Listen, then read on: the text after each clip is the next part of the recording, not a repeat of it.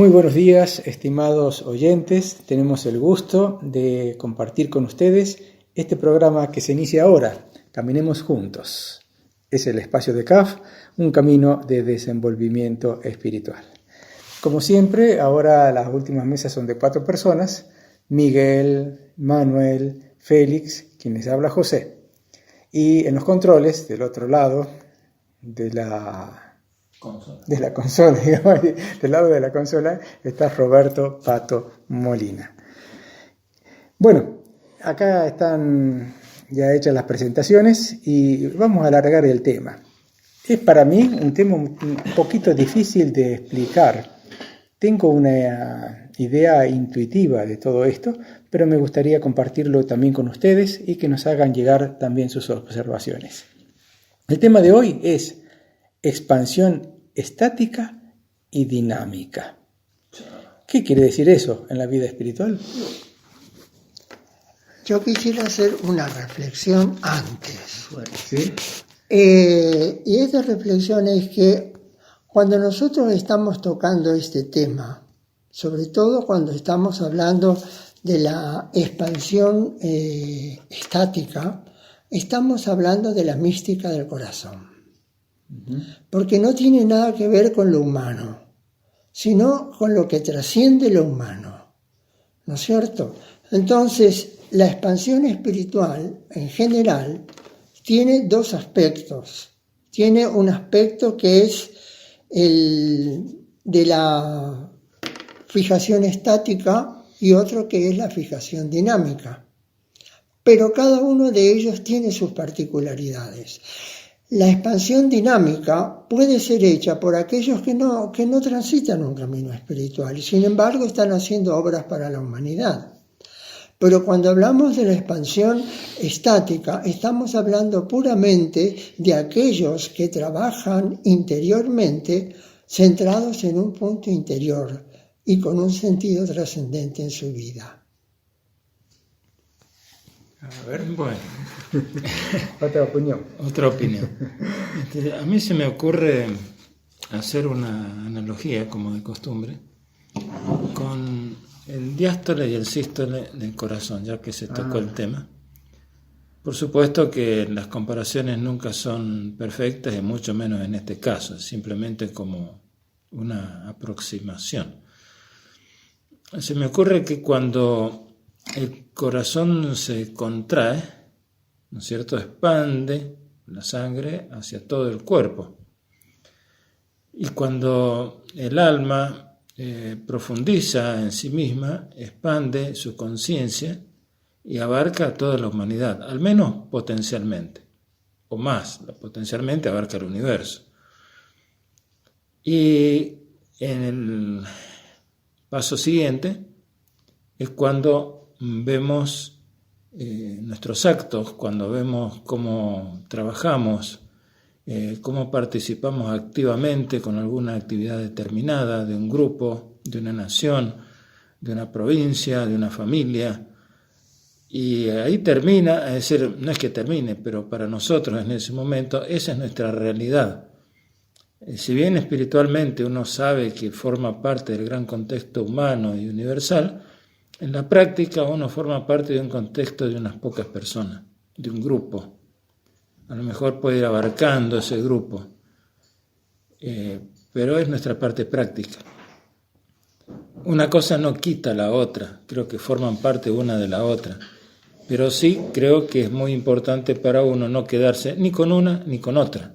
Yo diría, para algunas personas la expansión interior comienza cuando trabajan para otros, cuando ven las necesidades de otros, cuando procuran satisfacerlas, y sin darse cuenta están haciendo el otro trabajo, o sea, se empieza a abrir otra puerta. Y para otros es al revés. Cuando hacen profundo trabajo interior, llega un momento en que el vaso se colma y no pueden dejar de expandir eso hacia los demás, empezando por quienes los rodean. Bueno, es una visión. Sí. De acuerdo con eso, a mí me gustaría reflexionar sobre una imagen que tengo de cuando leímos la biografía de la Madre Teresa de Calcuta.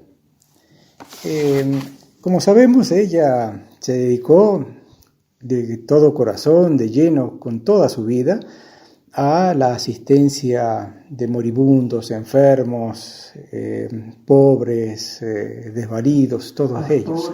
Todos los abandonados. Los más pobres de los pobres.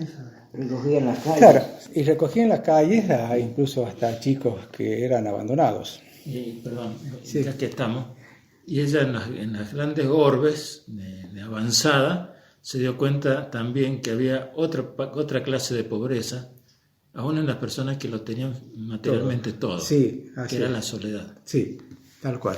Bueno, la imagen que yo quisiera representar para este tema, expansión estática y dinámica, era esto. Ella hace una obra exterior, podríamos llamarle. Todas las misioneras de la caridad, que era su orden, hacen un trabajo incansable con todos esos aspectos de la humanidad. Pero ella misma lo dijo, que necesitaba imprescindiblemente de la oración, de la concentración, del recogimiento de un grupo de personas, porque si no, la obra de ella sería imposible. Y para eso tenía también un grupo de misioneras que hacían oración y trabajo ascético, metódico y oculto. Y también misioneros de la caridad. Hubo un grupo masculino que también se asoció a su idea de asistencia con esa expansión interior, podríamos decirle. Y donde estaban cada uno de ellos, es decir, Eran muchas de las distintas partes del hermanas mundo.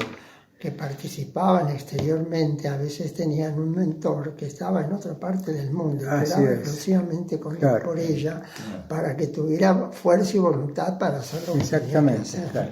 Cabe aclarar que son personas, son personas que no podían realizar actividades físicas, porque o ya tenían una edad muy avanzada, También. o estaban enfermos, o cosas por el estilo. Y si uno dice físicamente, bueno, ¿qué va a hacer esa persona? Bueno, ella les daba un lugar en la obra, pidiéndoles que oraran para sostener a otros, como bien decía recién Manuel. Claro, y a veces no era solamente una oración verbalizada, era el trabajo que hacían interiormente en su vida, en su rutina, en su monasterio, las personas que la apoyaban. Entonces me parece que esto puede ser una imagen también representativa de lo que es expansión estática y dinámica, donde todas las cosas se complementan completamente, es como una sola. Aquel que hace una expansión estática, centrado en un radio de estabilidad, como se le dice, o sea, en un pequeño recinto o en un lugar donde no está trasladándose a todos lados del mundo, y aquellos otros que hacen una expansión dinámica, donde hacen una asistencia directa a todos los necesitados. Quizás eso tenga una parte también en la representación de lo que es esto. Para nosotros, muchas veces lo hemos repetido, por ejemplo, que la relación con lo divino, la relación con la Divina Madre, con los protectores o con quien sea, la unión con lo divino, se realiza siempre a través de una ascética de renuncia y una mística del corazón. Siempre encaja justo en esa relación que nosotros tenemos con Dios, con la Divina Madre, que si no tenemos una ascética y una mística vamos a durar poco. Una enriquece a la otra, la ascética a la mística a la ascética. Yo quería hacer una salvedad en función de lo que se estaba diciendo. Mucha gente en distintas partes del mundo realmente están haciendo obras exteriores y obras que benefician a la humanidad, e incluso con total desprendimiento de sí misma. Pero si realmente no esperan nada a cambio, únicamente eso puede transformar su conciencia. Pero si de alguna manera está relacionada con lo personal, por más que esa obra exterior sea en función y en beneficio de los demás, no acrecienta, no expande su conciencia. Y nosotros, en el fondo, cuando hablamos de la expansión espiritual, estamos hablando del desarrollo de la conciencia humana. ¿Por qué? Porque el trabajo que nosotros hacemos por la humanidad o por el mundo se da interiormente, no exteriormente. Con la obra exterior no vamos a solucionar los problemas del mundo si no cambiamos interiormente y nos fijamos en nuestra mente y en nuestro corazón y en lo trascendente. Y claro, así es también, eso es cierto. Si uno se empieza a pensar en todos los chicos necesitados de asistencia, de educación, de contención, de formación, o de todos los pobres, es interminable. Y lo que uno puede hacer acá, dentro del barrio que tiene a su lado, bueno, podrá ayudar a unos pocos, pero es tanta la cantidad que uno ve como que es un granito de arena dentro de un mar, ¿no? Una gotita dentro de un mar. Pero esa gotita hace que ese mar sea distinto. Sí, así es. Hay un cuento muy interesante donde dicen que una persona caminaba por una playa muy extensa, ¿no es cierto?, donde estaba llena de estrellas de mar porque el mar había retrocedido. Entonces esa persona tomaba la estrella de mar y la tiraba al mar, porque si no el bicho se moría. Pero otro que estaba a la distancia y lo veía, se fue acercando progresivamente y le preguntaba qué es lo que estaba haciendo. Y él dijo, estoy salvando a una estrella de mar, pero hay infinidades, no importa, pero estoy salvando a esta. Sí, claro. Y también, no quería decir yo que, por un lado, parece tan grande la necesidad del mundo que es apenas minúscula o insignificante lo que nosotros podamos hacer exteriormente. Pero por otro lado está lo interior, que en esa parte uno no ve los límites, no puede verlos. Humanamente no sabe hasta dónde llega su oración, hasta dónde llega la ofrenda, hasta dónde llega una actitud interior que pueda transformarse en sí mismo y transformar el mundo. Si nosotros pudiéramos transformar nuestra conciencia, nuestra comprensión entre las almas, a expandir nuestro amor, nuestro corazón, posiblemente eso vaya transformando en todas partes del mundo algo. Uno no tiene visión de ese cambio, de eso que produce, no sabe hasta dónde llega. Pero esa transformación yo creo que es real y poco a poco eso va a transformar desde adentro a las almas. Si tenemos en cuenta que, aún como dicen hoy los científicos, somos energía, ¿no es cierto? Buena parte de lo que realmente somos es invisible para nosotros. Y según dicen nuestros textos y los textos de CAF, cuando uno dedica todo su amor, su energía, su buena intención para ayudar a una persona, a través de esa persona, ese amor se expande a todos. Sí, ¿iba a decir usted algo?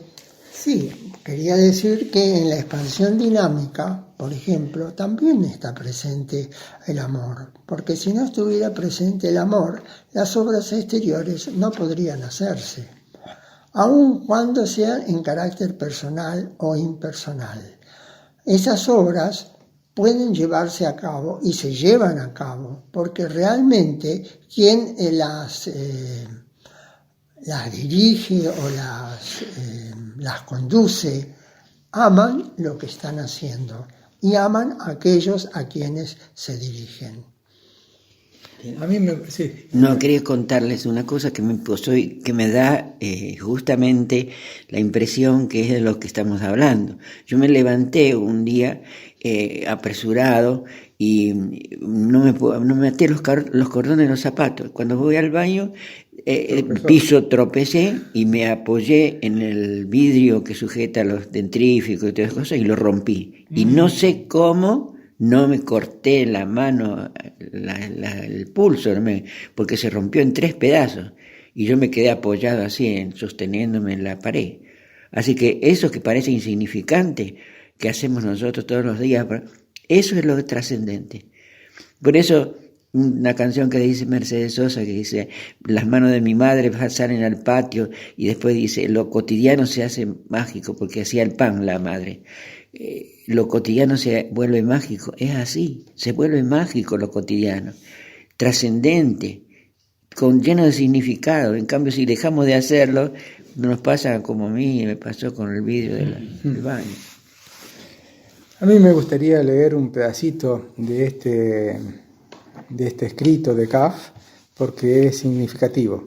Termina esta enseñanza, este escrito, la expansión estática y dinámica, con esta frase: el alma de ofrenda, o el alma de renuncia, el alma que quiere esforzarse por trascender, no busca la recompensa de saber humanamente qué es lo que está haciendo, cuáles son los frutos de su ofrenda.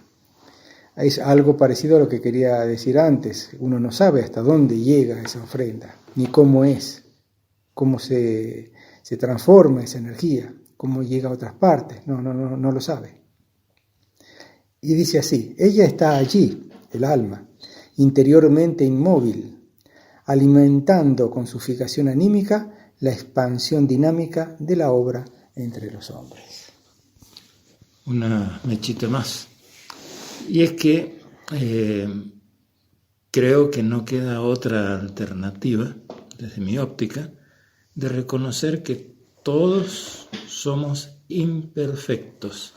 Entonces, todo esto que hemos dicho no es para los perfectos, es para todos nosotros. Porque, ¿qué es la perfección? ¿Quién es el que no se equivoca? ¿Quién es el que la tiene siempre clara? ¿Quién es el que alguna vez nos da un resbalón? Y eso no niega todo el esfuerzo, todo el cariño, toda la fuerza, todo el empuje que uno puede poner, como se viene diciendo hasta ahora. En definitiva, para mí se me hace tan tenue el límite entre una expansión y la otra, que creo que están muy casadas una con la otra. Bueno, como otras veces hemos dicho, fue un pantallazo de la enseñanza este tema. Siempre hay muchísimo para profundizar y seguir investigando, sintiendo y orando. Ahora hacemos una pausa y disfrutamos de un poquito de música. Enseguida volvemos.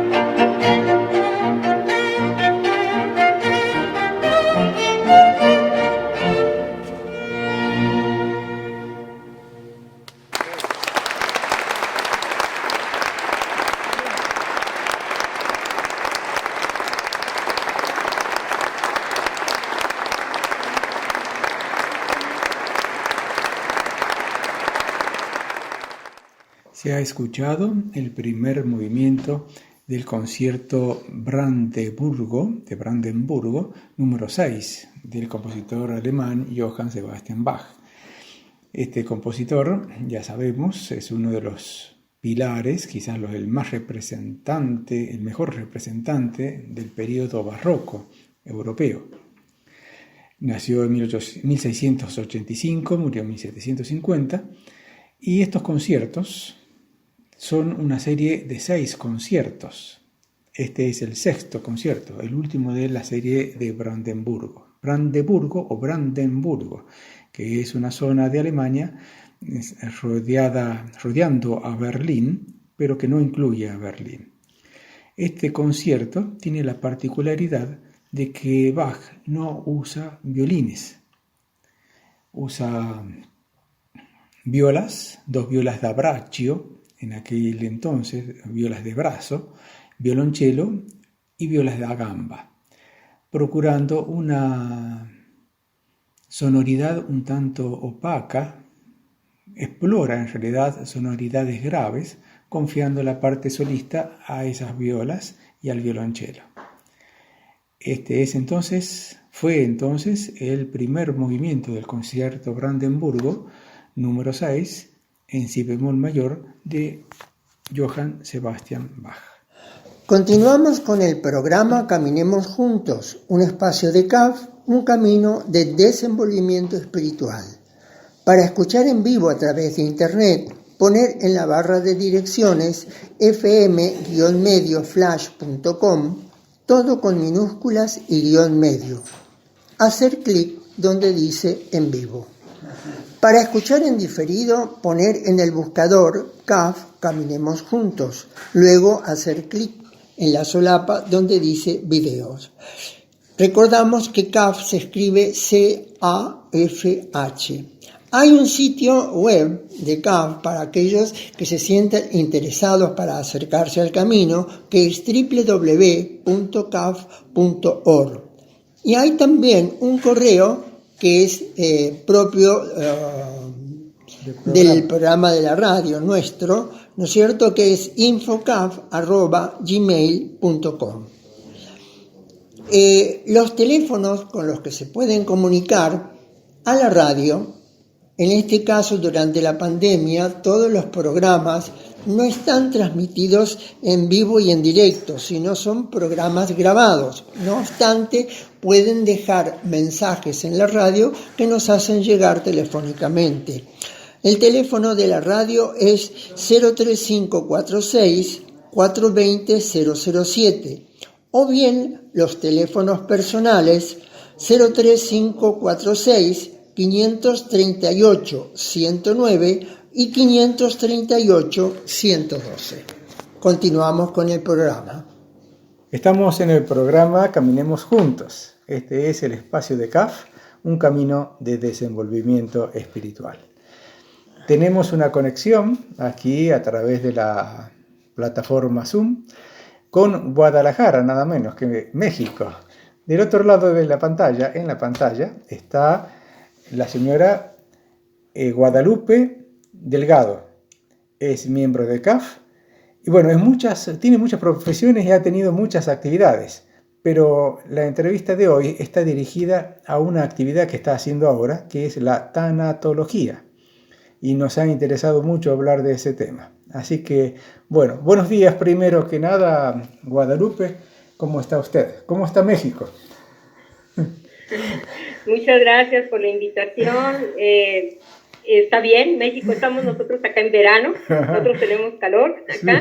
Pero estamos bien, estamos en el proceso de pandemia también, dentro de esto. Precisamente hoy me tocó la segunda vacuna. Ah, mire, ya está lista. Y me siento muy bien.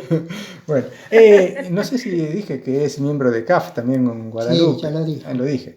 Bueno, Guadalupe, ¿cómo empieza el vínculo, cómo empieza el contacto, cómo empieza el interés por la tanatología? Después nos explica qué es lo que es la tanatología. Primero, ¿cómo empieza el contacto? Bueno, ¿Cómo se interesa por eso? Bueno, el interés inició escuchando a una compañera tomando primeros auxilios en la Cruz Roja de acá de Guadalajara. Me fui a tomar ese curso porque tenía esa inquietud y hasta ese momento tuve tiempo de tomar lo que es primeros auxilios. Y ahí una compañera me dijo que ella estaba estudiando tanatología y yo no conocía nada de este tema. Le pregunté de qué se trataba y me dijo, bueno, se trata de hacer un acompañamiento a enfermos en las pérdidas, se trata de eso y me dice, y va a empezar un curso muy pronto. Entonces ingreso porque me pareció interesante el punto de estar como ayudando, acompañando a una persona que está con un duelo, ¿sí? Un duelo se le llama cuando es una etapa terminal de la persona. Sí, también la tanatología abarca todo lo que se refiere a pérdidas, ¿sí? Las personas que tienen, por ejemplo, depresión, hay detrás de eso un duelo, hay algo que perdió, hay muchos aspectos, pero si gustan decirle lo que significa tanatología, viene del griego que es thanatos, que significa muerte, y logos, que significa estudio de la muerte. ¿Sí? Sin embargo, la tanatología inicia así, pero después abarca todo aquello que significa una situación de duelo, como ahorita lo decía, que son pérdidas físicas, materiales o emocionales. Ajá. Si yo aquí les dijera, por ejemplo, una pérdida física puede ser cuando una persona pierde la vista o le amputan una pierna y empieza su proceso de duelo. Una pérdida material es cuando una persona por incendio o por alguna situación pierde su casa. O una persona puede estar en duelo cuando invirtió todo en el campo, en un proyecto, y de pronto se queda sin nada y también puede entrar en una etapa de depresión. Entonces también abarca el acompañamiento a esto. Y en las cuestiones emocionales, por ejemplo, en un divorcio, en un matrimonio, en un divorcio, entra en duelo los hijos, también. Hay que y trabajar sobre todo con cuando cada muere un familiar o un amigo, alguien cercano. Todo esto abarca tanatología. Claro, en el caso, por ejemplo, Guadalupe, de una persona que tiene que amputar, a la que se le tiene que amputar una pierna o un brazo, el acompañamiento empieza antes. Porque posiblemente porque la depresión, el problema, no siempre. Podría empezar un poco antes de la amputación en sí, ¿no? Así es, puede ser desde antes, durante y después. Sí. ¿Sí? O sea, cuando decimos durante es porque a veces son las enfermedades que son crónicas degenerativas, ¿no? Pero puede ser desde antes. Ahora, quisiera compartir que es un tema muy reciente lo de la tanatología, ¿sí? No puedo decirle, no tengo el dato exacto de cuándo empieza, pero es algo que, por lo menos acá en Guadalajara, debe de tener 15 años para acá, o sea, es muy poco. Yo fui la 6ª generación de tanatólogos hace 5 o 6 años, ¿sí? O sea, es algo que no se conocía, generalmente eran las terapias, psicólogos, terapeutas, pero la tanatología apenas se está incursionando y las personas no conocen mucho que existimos los tanatólogos, ¿no? Claro. Perdón, ¿cómo llegan los casos a ustedes? Si el caso de cualquiera de esos casos que nos relató, ¿no es cierto? Ya sea que le van a amputar una pierna o ya se la amputaron, alguien que tuvo una desgracia en la familia, una pérdida. ¿Cómo llegan esos casos a ustedes? ¿A través de quién? Generalmente, voy a hablar de mi experiencia. No soy psicóloga, no soy terapeuta, o sea, de profesión fui contador, ¿sí? Entonces, pero en esta área, una vez que incursiona uno con los compañeros y que estuvo en el ejercicio de tomar el curso en contacto con personas en hospitales, de pronto se quedaron algunos de ellos con nuestros datos, algunas de las personas, ¿sí? Sí. También a través de los amigos, de la familia que uno conoce y que dicen, ¿qué estás haciendo? En el mismo propio CAF, ¿qué está haciendo usted? Y dice, bueno, ahora estoy estudiando tanatología y se trata de eso, y uno empieza a estar describiendo de qué se trata esto, y quedan ellos con el punto de Guadalupe es tanatóloga, ¿sí? Y entonces así empezaron a llegar las personas, o sea, necesitan esto fue como de boca en boca, de boca en boca, sí, exactamente. Sí, así es. Un poquito para atrás, Guadalupe, como usted mencionó que era una profesión, un área nueva, se me vino a la cabeza si es que tenía alguna relación con lo que hizo el trabajo Kühler-Ross. No sé si conoce esa señora, y si es que tiene alguna relación el nacimiento de la tanatología con el trabajo que hizo ella. Sí, definitivamente nosotros cuando estudiamos tanatología nos vamos a las etapas del duelo en base a Elizabeth Kübler-Ross y leemos varios libros de ella, ¿sí? Claro. Y estudiamos pero ella inicia este proceso de la tanatología justamente, ¿sí? Entonces, sí, estudiamos en base a ella y las etapas que ella menciona en sus libros y en toda su investigación son las que nosotros aprendemos a identificar en un paciente, ¿sí? Mucho basado en Elizabeth Kübler-Ross, sí. Volvamos de nuevo al estudio, a la preparación, al curso. El curso, usted dijo que era 1 año y medio, ¿puede ser? Algo así, o 2 años, el curso de preparación. Un poco más del año, o sea, alrededor de 1 año, porque íbamos no todos los días, sino que tomábamos, el taller era sabatino, 6 horas, y luego después eran las prácticas y los estudios que tenía uno que hacer en 3 semanas, ¿sí? Claro, eso quería saber. Fue aproximadamente 1 año, sí. Sí, ¿y qué materias, qué aspectos, qué puntos se van estudiando o practicando en ese curso? Sí, en el curso se iniciaba, todo se iniciaba también un poco de antecedente de qué es el duelo, qué son las enfermedades, tomábamos terapias grupales también para conocer esto. Se hablaba del duelo en parejas, del duelo en los diferentes aspectos. Tuvimos maestros que trabajan en la clínica del dolor, ¿sí? Por ejemplo, doctores de la clínica del dolor, también personas que trabajaban en el área de suicidios, qué pasaba con los suicidios, los tanatólogos a veces atendemos a familiares de jóvenes que se han suicidados, ¿sí?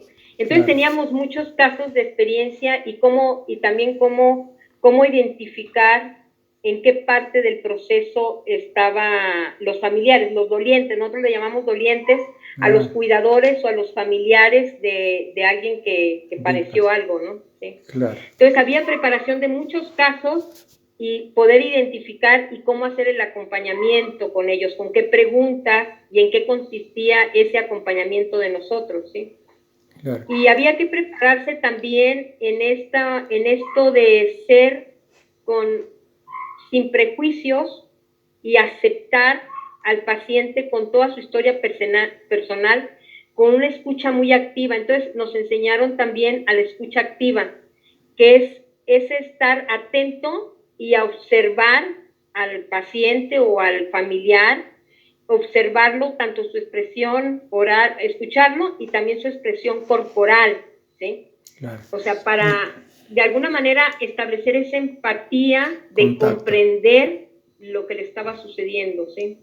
Además, imagino que cada paciente debe ser un mundo distinto. Tiene su creencia religiosa, tiene su vida, su experiencia, sus formas de ser. Entonces, cada paciente necesita una preparación o como usted dijo, un respeto a toda su creencia y a su integridad. Un detalle. En muchos casos o en algunos casos parten de la idea de que el paciente ya sabe que va a morir, o muchas veces tienen que ustedes informarle o darle a conocer y decir cuál es su situación. Sí, es muy común que cuando el paciente, no sé si esto es cultural acá en México y sea en Latinoamérica también, pero le llaman la conspiración del silencio. Se llama como la conspiración del silencio. Nadie quiere hablar del tema, ni entre los familiares ni al paciente, ¿sí? Y generalmente si es una enfermedad terminal donde ya hay, son los médicos, pero a veces nos piden a los tanatólogos que hablemos con los familiares para darles la noticia y para decir qué es lo que piensan. Hay mucho respeto en esto porque hay muchos familiares que piden que no se les diga, que no se acompañe al paciente y no se les diga que está con una enfermedad terminal, y eso se respeta muchísimo. Cuando nosotros estamos en un contacto es porque el paciente lo solicitó o los familiares lo solicitan, pero no es un abordaje de decir, voy a pasar con él para ver, o sea, es decirle, hacemos esto, cómo se encuentra, y que ellos empiecen a trabajar, pero sí existe esa conspiración del silencio en muchos casos y se respeta. Claro.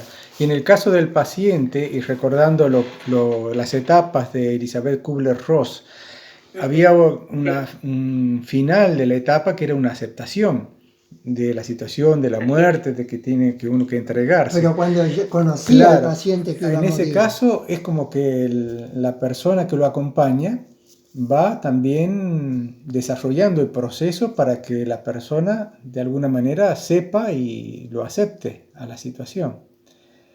En el caso de que no lo quiera el paciente, ¿hay alguna técnica para apoyar eso o hay que respetar lo que el paciente quiere? Desde mi experiencia, no lo sé si en algunos hospitales exista otra situación, pero desde mi experiencia era cuando nos lo pedían, cuando lo solicitan. De hecho, las experiencias que yo he tenido es que me han invitado al hospital para el acompañamiento en esa parte de la agonía o desde antes, ir acompañando en el proceso tanto a los familiares como al paciente. Y surgen experiencias muy, muy amorosas, de mucha comprensión, cuando el familiar y el paciente se deja acompañar, ¿sí? Para este proceso, porque los familiares, hay muchos casos, se dan casos, no digo que muchos, se dan algunos casos en que a veces el cuidador fallece antes. ¿Sí? También. Es muy desgastante emocionalmente y el proceso de acompañar a alguien en una enfermedad terminal cuando hay una relación de mucho amor y esto, porque a veces el cuidador se descuida y no se alimenta o cae en depresión, ¿sí? Si se trata del esposo, de un hijo, hay muchas veces, bueno, no muchas veces, algunas veces se da que el cuidador fallece antes. Claro. ¿Sí? Son algunos casos, yo no digo que son todos, pero se da porque no se conoce esta parte que debe de cuidarse, ¿no? De que debe de cuidarse, que tiene que tener un equilibrio en ese acompañamiento con su enfermo, ¿no? Sí. Sucede. Guadalupe, no sé si sería prudente, me gustaría que recordara algún caso, alguna anécdota, algún tema importante que haya sido así constructivo, relevante, claro, para contar, para que aprendamos nosotros y la audiencia. Usted había comentado algo en relación con un enfermo en la cárcel, que era un presidiario, por ejemplo. Sí, me tocó dentro de las prácticas poder acompañar a un preso que él tenía una insuficiencia renal, ¿sí? Fueron 2 contactos nada más con él, pero fue muy, muy interesante desde el punto de establecer la empatía con un preso, ¿sí? Y cómo yo en este caso como persona, como tanatóloga, perder los miedos, o sea, no ir con ninguna cuestión de temer, nada más con la intención de ayudar, de apoyar en ese acompañamiento. Eso es algo que tiene que estar. Si yo hubiese tenido miedo o tener alguna situación, no podría haber hecho el acompañamiento, porque el alma siempre percibe lo que hay del otro lado, ¿no? Sí, entonces era esa parte amorosa de decir, es un ser humano y lo voy a acompañar y escucharlo. Y fue una experiencia interesante de cómo él reconoció también. Dentro de todo eso empezó a recordar a una hija y cómo le dolía todo su experiencia personal, lo que él había aprendido en la cárcel, cómo se trabajaban cosas en la cárcel, pero él cómo se daba cuenta de que el que él compartiera su amor por su hija, también en un momento su relación con lo espiritual, donde él se decía que no era, pero se daba cuenta ante la enfermedad sí. que quería hacer eso. Entonces, esa parte es muy, muy impactante porque uno ve a un alma como un alma, y a mí esa situación sí me transformó en el sentido de mis juicios con relación a los presos, ¿sí? Y entonces eso me hizo un cambio a mí interiormente también. Es un alma, ¿no? Con una historia personal, por lo cual llegan a situaciones, ¿no? Claro. Eso Pero quiere decir yo diría que esa fue... Claro, a medida que el tanatólogo va conversando o empatizando con el paciente o con la persona que está atendiendo, ahí empieza a abrirse él, ¿no? No es que uno va haciendo las preguntas puntualmente, sino va dejando que él vaya relatando lo que quiere decir. ¿Ese proceso cómo fue? Sí. En ese... En él fue, no sé cómo se da, pero tiene mucho que ver el contacto visual, la presencia. A mí me parece que tiene que ver ese contacto visual del acompañamiento sin ningún interés, más que el hecho de decir que está ahí por si él quiere compartir algo, comentar algo, que quisiera que yo lo iba a escuchar, ¿no? Con una comprensión sin ningún interés. Y ellos hacen preguntas también a uno, ¿por qué está uno ahí? ¿O qué pasa, no? Y uno dice, bueno, soy tanatóloga, estoy aquí porque es un servicio, y estamos haciendo un servicio en el hospital, una ofrenda de acompañamiento y escucharlos, ¿sí? Entonces, cuando uno dice eso, ellos empiezan a decirle, ¿qué edad tiene usted? Y entonces uno empieza, y como uno sabe el nombre porque lo ve en la parte ahí, uno les habla y le dice, ¿cómo está usted? ¿Cómo se siente? ¿Cómo ha sido este proceso de la enfermedad? Entonces uno habla de la enfermedad, ¿no? Y ellos empiezan a abrirse y uno dice, ¿tiene familia?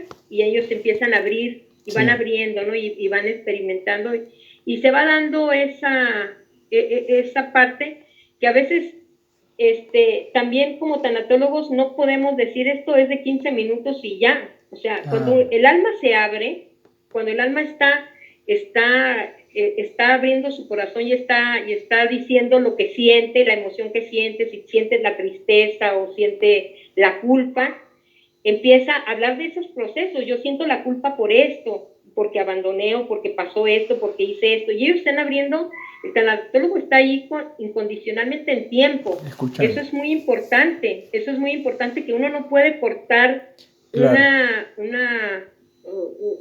comunicación o esa consulta o ese estar ahí presente, porque el alma se abrió, ¿sí? Claro. Algo más prosaico la pregunta. ¿Ustedes actúan espontáneamente, están contratadas por el hospital o simplemente son voluntarios? Voluntarios. Todo es un servicio voluntario y esa es la parte práctica del hospital, ¿sí?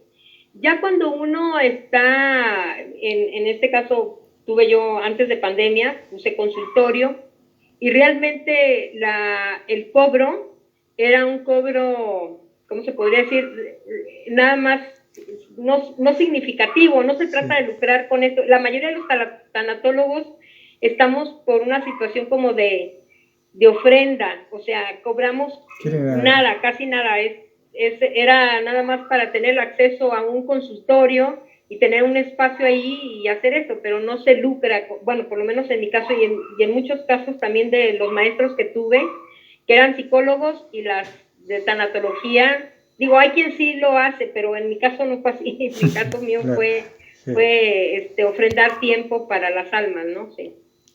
Hasta ahora, pues, que ahora lo hacemos vía Zoom, pero en este momento son muy pocos. Yo ya no, en pandemia decidí, bueno, por otras funciones que tengo, no estar tanto en contacto con pacientes, ¿no? Claro. ¿Esos pacientes, Guadalupe, son de distintas edades o generalmente son personas mayores? Sí. De distintas edades, aunque generalmente tienden a ser adultos o adultos mayores, ¿sí? Sin embargo, dentro de mi experiencia me tocó trabajar con por ejemplo, ahorita me viene a la mente un matrimonio joven, 30 años, que perdió a su bebé, ¿no? Entonces acudieron al acompañamiento para sobre todo la mamá, fue de pareja y luego la mamá, el papá y fueron como unas 8 consultas para llegar a la aceptación y al cerrar la parte del fallecimiento de una bebé. Entonces he tenido, y bueno, y también también he tenido varios jóvenes de pacientes. Sí. Y curiosamente estos jóvenes de pacientes tienen que ver con el área de la salud, que son los que conocen que existe la tanatología. De pronto estuve atendiendo enfermeras, me tocó un periodo de atender enfermeras, ¿sí? Y una enfermera le decía a la otra, y eran muchachas, bueno, enfermeras jóvenes entre 25 y 35 años, era un grupo y así fueron llegando y cada quien con diferente aspecto de duelo a esa edad, ¿no? No precisamente eran pérdidas, no eran fallecimientos, pero eran pérdidas y duelos que tenían ellas, ¿no? Claro.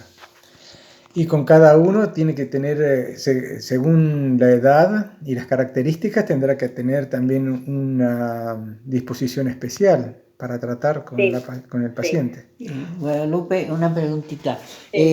Ustedes actúan como mediadores, o sea, hay una mediación entre los familiares y el paciente. ¿Eso se aprende a hacer eso? En algunos casos sí, por ejemplo, si hablo de estos jóvenes, ahorita que me vinieron a la mente las jóvenes, las enfermeras, ellas nunca conocí yo a sus familiares, sin embargo traían duelos con la familia, ¿no? O sea, mamá, papá, relaciones de pareja, qué sé yo. Ahí no entendía, pero cuando se trata de fallecimientos, generalmente el acompañante o el familiar sí quiere saber, son los que nos llaman. Yo recuerdo ahorita también de un caso que me llamaron a un paciente que estaba en casa, que no estaba hospitalizado, pero que ya era un adulto mayor y estaba ahí, y entonces alguien comentó con ellos que yo era tanatóloga, y me llamaron y yo iba cada semana, cada lunes a platicar con la persona, ¿no? A platicar y con los familiares, tener una plática con la familia de qué se trataba y lo importante que era algunas situaciones que se dieran con el paciente. Y aquí es donde entra una parte que le llamamos nosotros como los pendientes del enfermo, ¿sí? Es muy interesante para que ellos estén en paz o para que vayan haciendo ese proceso de agonía más en paz, que tienen pendientes, ¿sí? Ellos tienen pendientes, o sea, algunas circunstancias que no han hablado con nadie, que no se atreven a hacerlo, y de pronto uno llega y le dice, yo siento esta culpa y tengo este pendiente. Alguno de ellos, por ejemplo, me viene ahorita a la mente porque son cosas tan sencillas, y decía, yo le decía, cuando usted era joven, ¿qué hacía? O sea, ¿por qué es entablar todo eso, que ellos recuerden, que salgan, o sea, como que darles esa calidad de vida en ese proceso, cuando es un adulto mayor y a uno no lo conoce, uno empieza a que le platiquen sus historias de sus hijos y esto, ¿no? Y uno escucha y escucha. Yo recuerdo que le dije a esta persona, oiga, ¿y usted le gusta la música? Me dijo, sí, me encanta la música. Me encantaba, ya me empezó a platicar la música de que me encantaba, digo, y la escucha, porque él estaba en una etapa depresiva ya. Y me dijo, no. Dijo, ¿y por qué no escucha música? Dijo, porque no tengo radio. No tengo un radio. Dije, voy a hablar con sus hijos para que le traigan un radio. ¿Le parece? Me dijo, sí. Entonces yo salgo de su cuarto, de su habitación, de un señor ya mayor, y hablo con los hijos. Siempre había alguno de los hijos, y le digo, ¿saben qué? Hay que traerle un radio a su papá, con su música, un radio, para que escuche, porque me decía hasta cuál escuchaba y a quién escuchaba. Y a la siguiente lo veo al señor todo rasurado, bañado, sentado y con el radio por un lado. ¿Sí? Cambió Entonces, el aspecto. estas experiencias son tan a veces es escucharlo o ir tocando para que ellos tengan una mejor calidad de vida o esta depresión se pueda trabajar, ¿no? Y a veces son las pérdidas que han tenido desde el trabajo, hay una serie de situaciones que rodean al alma, ¿no? Una pregunta. ¿Es habitual o no que se sientan tocados ustedes, los tanatólogos, por la situación que están tratando en ese momento? Es decir, que les toque adentro o que, que sean fuertes o que los lleve a sentirse mal o depresivo.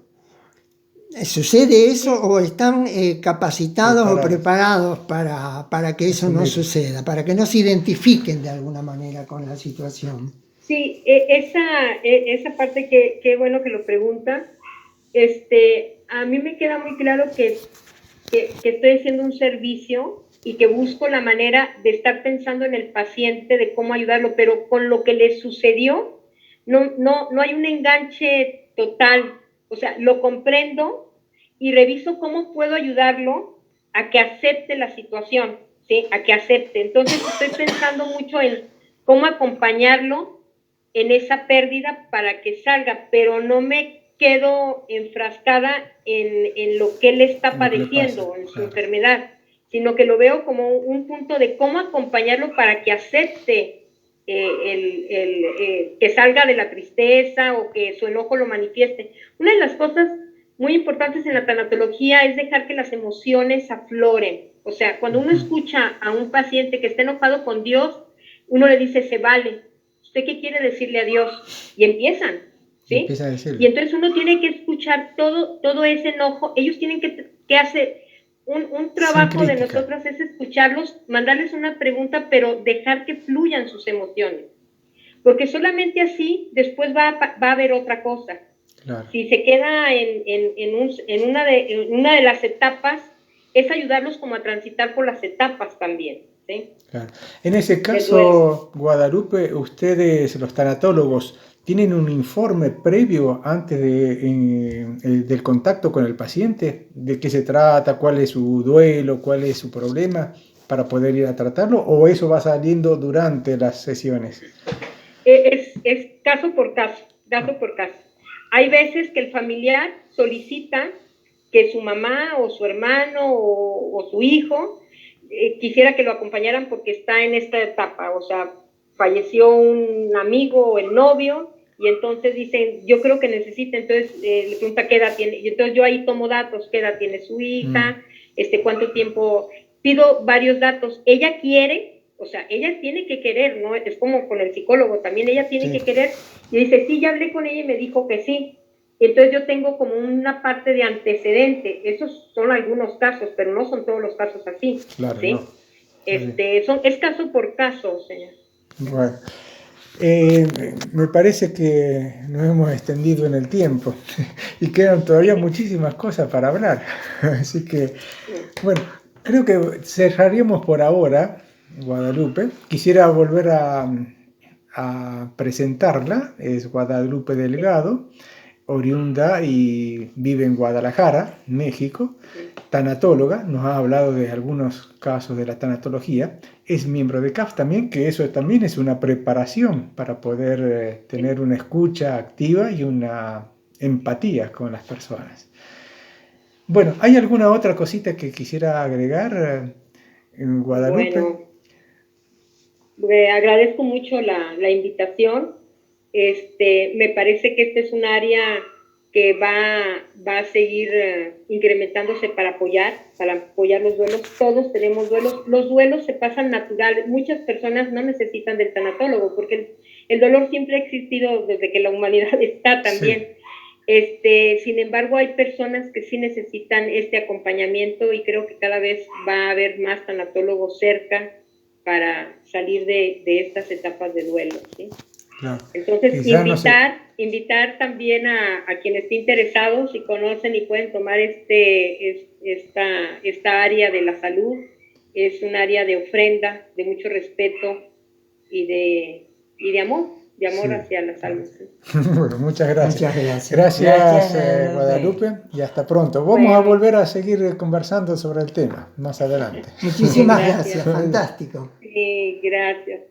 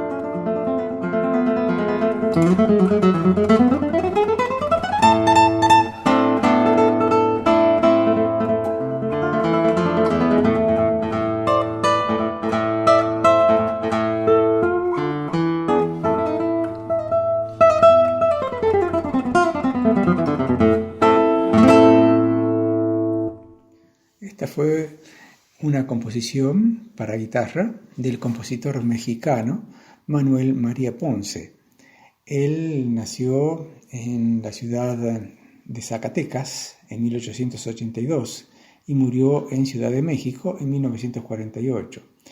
Es un músico y compositor mexicano muy completo y se ha dedicado, dentro de su amplia producción, a escribir obras para guitarra sola y guitarras conjuntos y guitarra y orquesta, debido a la invitación del músico tan famoso Andrés Segovia. Esta obra que escuchamos es la giga de una suite. Si bien es mexicano, en este caso el compositor ha explorado música al estilo barroco, porque toma elementos de un compositor, Silvio Leopoldo Weiss, alemán, contemporáneo de Bach, para hacer esta obra que refleja en este movimiento un gran virtuosismo y una gran musicalidad.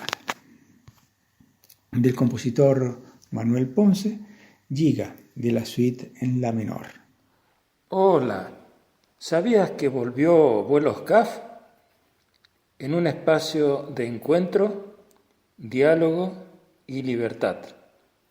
Bienvenidos. ¿A dónde? www.lapropuestaradio.com. Todos los miércoles de 21 a 22 horas, hora argentina. Sí, en vivo. Podés poner en YouTube LPR Streaming o si no, Vuelos CAF Conciencia de Radio y los verás en directo. Ah, sí, totalmente renovados. Sí, estamos en el programa Caminemos Juntos, el espacio de CAF, un camino de desenvolvimiento espiritual. Y estamos abriendo la puerta al tercer bloque para que caminemos a través, esta vez, de los comentarios acerca de una película. Una película que nos ha interesado porque es como que muestra un mundo un poco distinto que no conocíamos, o por lo menos yo no conocía. Vamos a comentar un poquito la película que se llama La leyenda de Tomiris.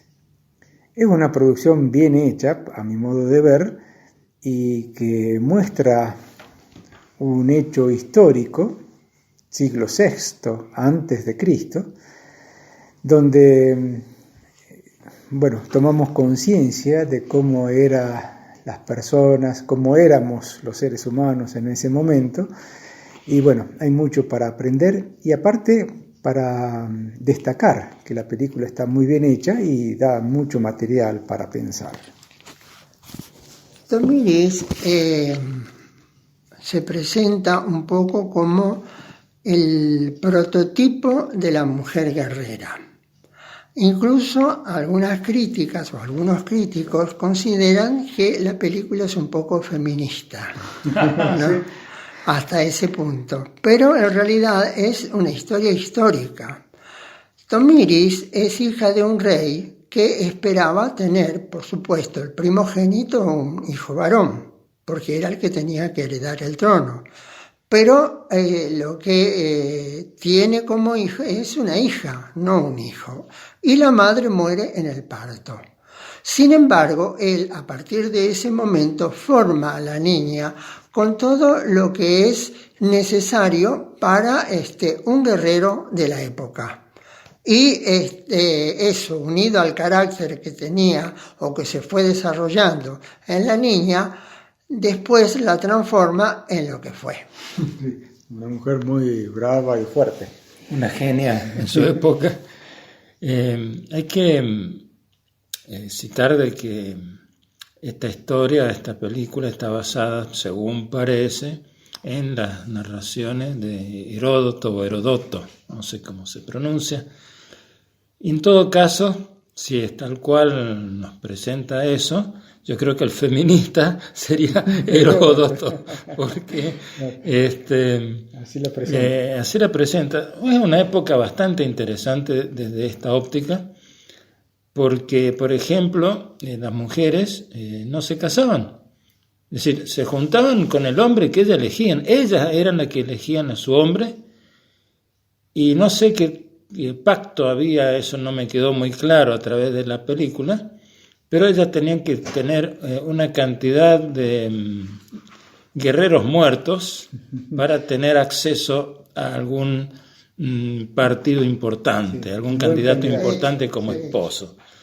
Entonces, bueno, esta mujer, esta gran mujer, diría yo, Tomiris, no solo que se entrena como guerrera, cosa que se ve que muy bien así en la película, lo muestra completamente, sino también como gobernadora, como reina, como estadista, dentro de lo que era su época. Así que, bueno, muestra todo una historia, un aspecto de la historia que no siempre es tan bien visto. Ellos son nómades, tienen otra forma de ver la vida. Bueno, habría que verlo en realidad. Sí. Quizás para ambientar un poquito más la película, tendríamos que decir, ya dijimos que es siglo VI antes de Cristo. Eso quiere decir que hay como 600, 700 años antes del nacimiento de Cristo. Y esta señora Tomiris era reina de los Masagetas, que parece un pueblo, como se dijo, nómade, un pueblo escita, se dice, formado por una confederación de tribus del Asia Central. Ese es otro ambiente también que hay que destacar. El lugar se llama algo así como Kazajistán, y en esa parte, en las estepas de lo que era la Unión Soviética, es donde se desarrolla ese ambiente, siglo VI antes de Cristo. Y como se dijo, hay un historiador, quizás uno de los primeros historiadores, Heródoto, que él narra cómo fue esa parte de la historia. Vamos a poner un poquito nomás del argumento de la película. Había un rey persa que era Ciro II, el Grande, una persona que realmente era grande en su forma de conducir y de mantener y acrecentar su imperio.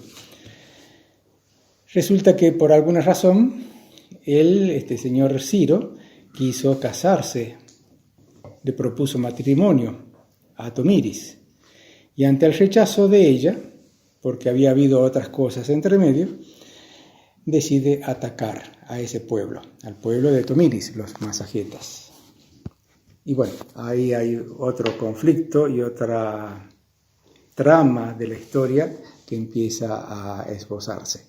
¿Cuándo se perfila el carácter de esta mujer? Generalmente su padre, el rey, tenía una política para mantener a los jefes de los distintos clanes, de las distintas tribus, más o menos en armonía, ¿no es cierto? Pero cuando ella muere su padre y tiene que asumir el poder, ella aplica su propio criterio para que esto pueda suceder y ordena las cosas de otra manera, tratando de consolidar y mantener la consolidación de todas las tribus que la rodeaban.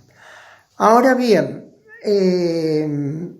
hay una anécdota relacionada con Ciro que de alguna manera favorece lo que después es la batalla final, ¿no es cierto?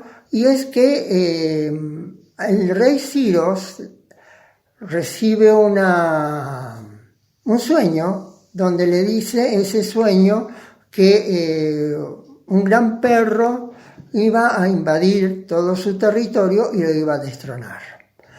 Entonces él se entera que su hija estaba embarazada y ordena a uno de sus generales, el general Harpago, para que asesine o mate al niño al nacer.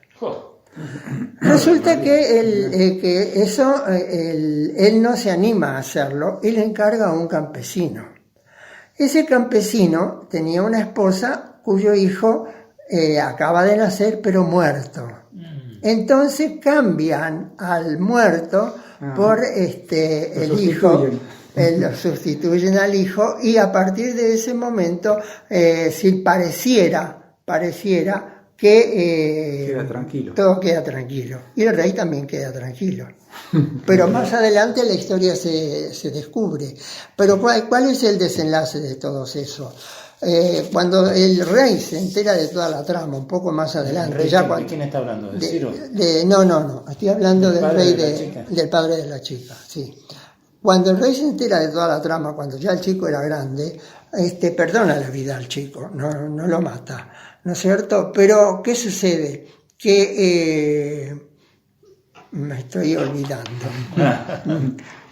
Sucede que él tenía que, de alguna manera, consolidar su gobierno. De alguna manera tenía que consolidar su gobierno.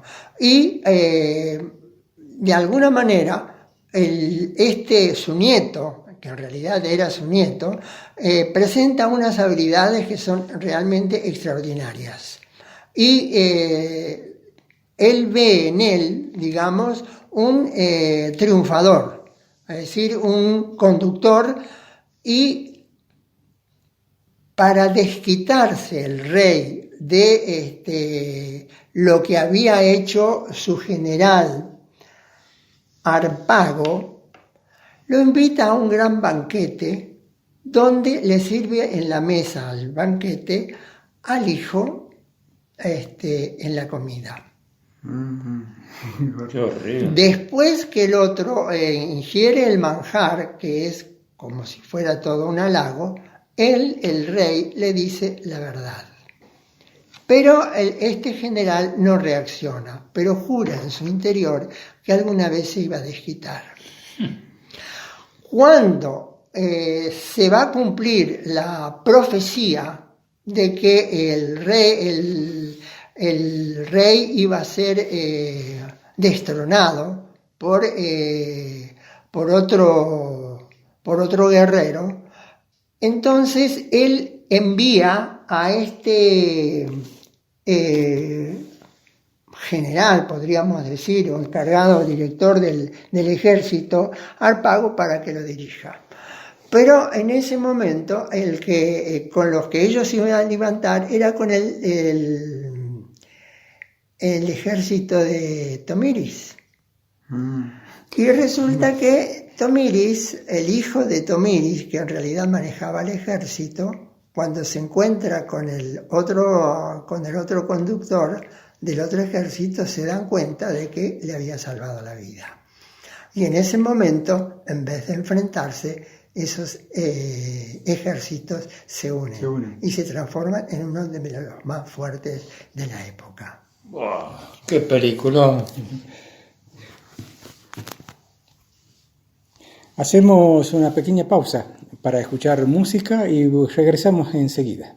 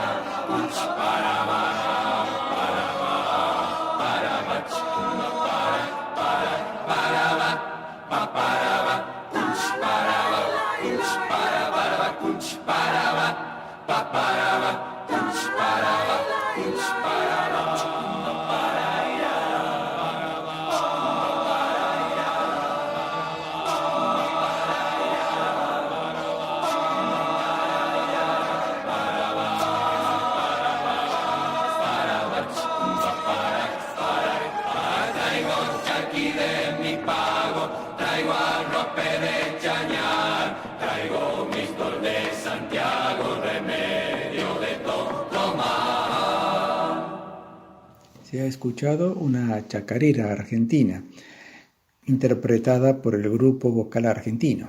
Este es un grupo de música folclórica argentina creado en Buenos Aires en 1966 y que registra dos etapas diferentes por sus integraciones, por las personas que lo integraron. Estaba dirigido en un primer momento por Chango Farías Gómez y la segunda fase por Carlos Masrodán. Ha tenido destacados instrumentistas vocales y músicos muy completos en su formación. Hay que destacar que actualmente el grupo está integrado por Carlos García Aguirre, Rodolfo Cabrera, Raúl Bisón, Eduardo Curetti, Carlos Heredia, Juan José Acosta y Leonel Iglesias.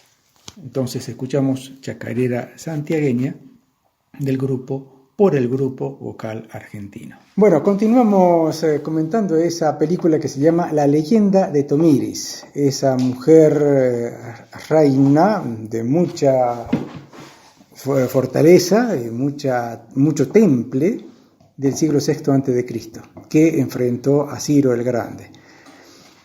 Bueno, el ambiente es el que dijimos, pero ahora quisiéramos hacer una ambientación de la película.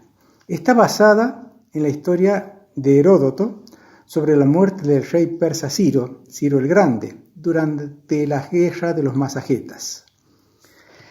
La actriz se llama Almira Tursin y en realidad es psicóloga. Según lo que dice el artículo, es interesante, no sé si estarán bien los números, dice que fue elegida entre 15.000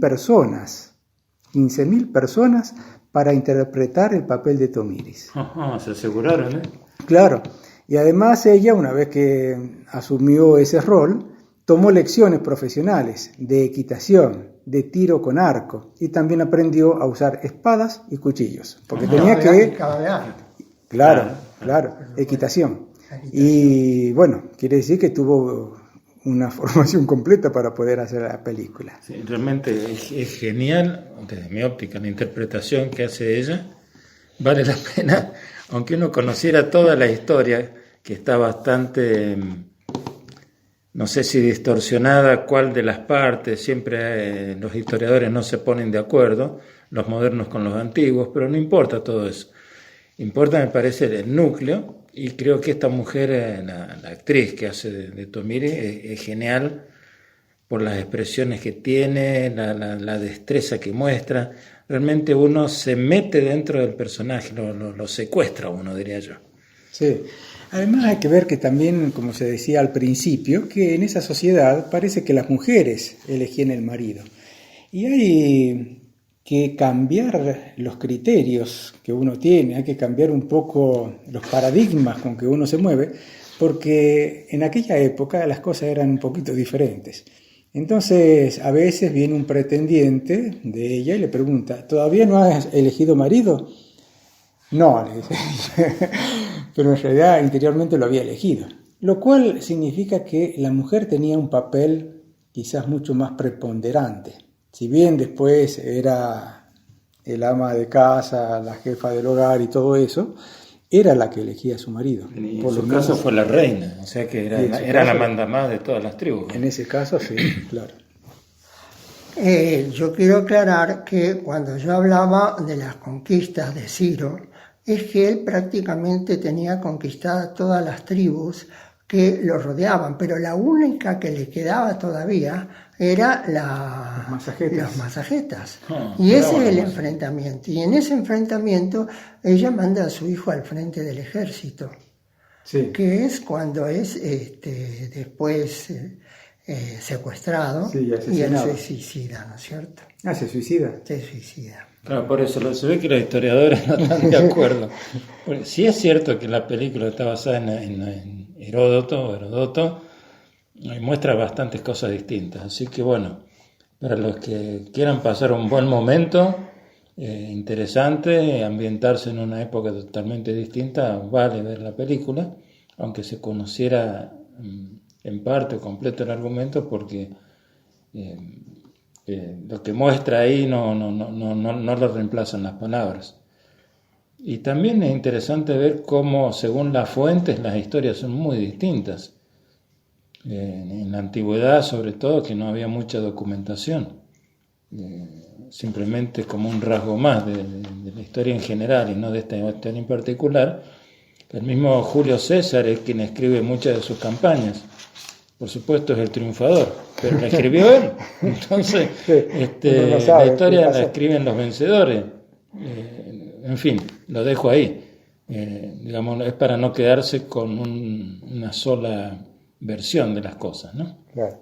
Como hecho histórico, como la precisión de la historia, tenemos que dejarla en dudas, porque la crítica también mostró que fue poco aceptada a través de la observación de historiadores e investigadores, porque hay, momentos de la historia que parecen tener distintos criterios, distintas formas o distintas investigaciones que dicen que puede haber sido distinto.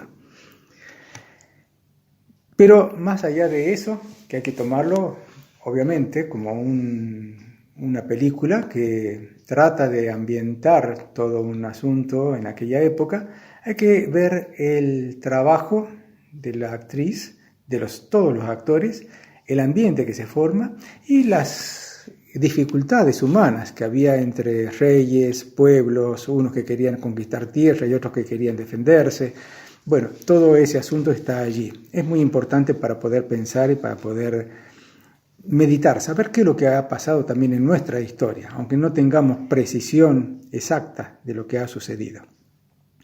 La película ganó un gran premio en Nouveau, premio Nouveau Genre se llama, en el Festival 2020 de Francia. O sea, el año pasado ganó un premio por destacarse como película histórica.